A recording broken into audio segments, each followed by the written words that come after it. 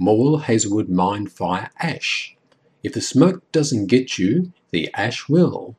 The pictures in this slide video will give you an idea on what we have experienced from the north side of Morwell. We have just repainted the lounge where these ash particles have landed inside on the window ledge. It faces west and the build-up is just from one day. This is a close-up of ash particles on the window ledge, which is on the north side of our home. The ash particles are heavier here as this window ledge faces to the south towards the mine fire. Here you can see much finer grey ash which has drifted in through a south-facing window in our home. A close-up of this fine ash, more on the fine ash next. Fine ash outside our front door step which faces to the north.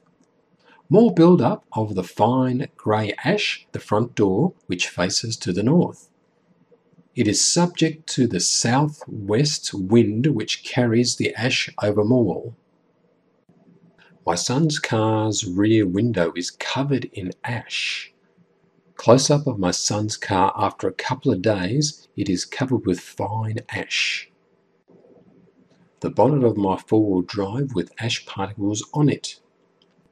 A close-up of the ash on the bonnet of my four-wheel drive. The ash has caused some damage. I should have washed it off straight away. Try to wash your car each day to stop this from happening. It will have to be cut and polished or maybe resprayed. A full view of the bonnet of my four-wheel drive and the ash is also all over the roof. Ash particles have landed on this plastic lid which is undercover next to the garage. Ash particles land on the outside window ledge which faces to the north. This is what we use inside to help neutralize the fine ash particles. It's an ionizer. You can see the fine ash particles it has collected after one day of use. Close-up of the ionizer's collector blades that need to be washed. In the past, it would take over a week to collect this much in dust. This is just in one day. I have an old TV in the back room which cops an ash dusting each day, as the room is like a garage and is not completely sealed. My exercise bike and other gym equipment get an ash dusting each day in the back room. This outside window ledge is covered in ash that has not been cleaned off for a week and faces to the east.